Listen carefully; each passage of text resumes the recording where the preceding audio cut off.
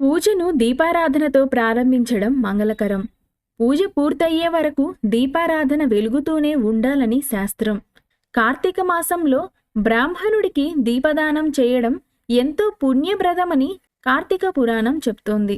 నువ్వుల నూనె, ఆవు నెయ్యి, మూలికా తైలం ఇలా దీపారాధనకు వివిధ రకాలు ఉపయోగిస్తారు. ఒక్కొక్క దైవానికి ఒక్కొక్క అంకె ఒత్తులుంటాయంటారు.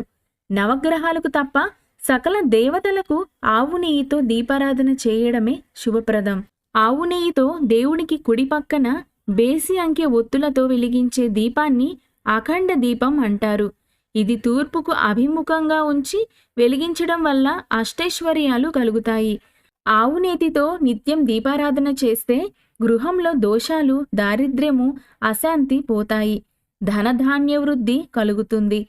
నువ్వుల నూనెతో దీపారాధన ఆవు నేతి దీపారాధన ఫలములో సగం ఫలం మాత్రమే ఇస్తుంది. స్త్రీ శక్తులు అయిన దుర్గా, భవాని, కాళి వంటి ఉగ్రదేవతల ఆలయాలలో నిమ్మకాయతో దీపారాధన చేస్తే సకల కామ్యాలు తీరుతాయి.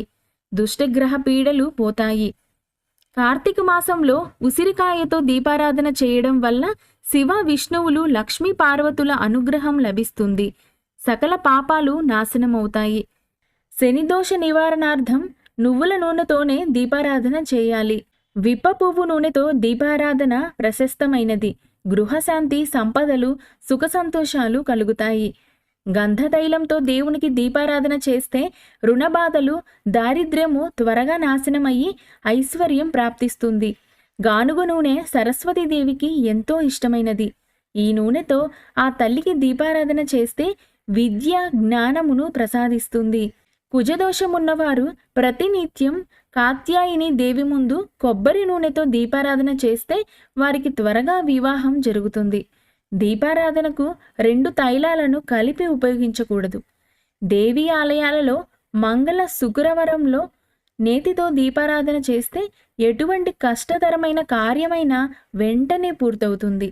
తులసి కోట ముందు సాయంత్రం వేళ ఉసిరి దీపాలను వెలిగించడం వల్ల దీర్ఘకాల సుమంగళి భాగ్యాన్ని, ఐశ్వర్యాలను ఇస్తుంది.